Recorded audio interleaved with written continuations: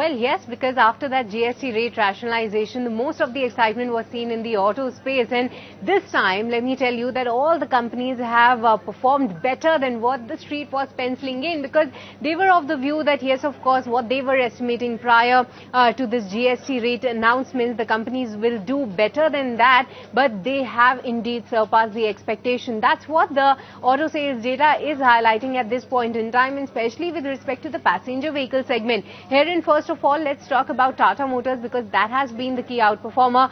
We were expecting a number close to 40 to 50,000 of units in the month gone by for the automotive division, but over 60,000 of units is what the company has sold in the passenger vehicle segment itself. Even for the likes of M&M, our expectation was close to 94,000 of units. Over 1 lakh is what the company has reported, and so is the case for Hyundai. They too have outperformed our expectations. Across the board, we have seen that share coming in, but when it comes to the commercial vehicle segment, herein Tata Motors has once again managed to outperform our expectation over there. The company has recorded a robust sales growth, while for Ashok Leyland the numbers were almost in line to what we were expecting, close to 18,000 of units. But when it comes to the two-wheeler segment, herein Eicher Motors Royal Enfield did record a sales data of 1.24 lakhs units, almost in line to what we were expecting in. But when it comes to Bajaj Auto, over 5 lakhs of units is what the company has reported, and indeed a better sales figure. And lastly, when it comes to the tractor division,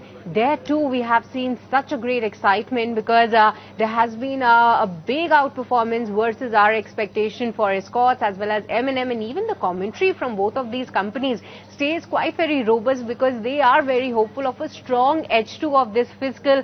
So we will be watching out for that. But the key to note is that all the companies have managed to outperform and really get the numbers better than what the street was penciling in.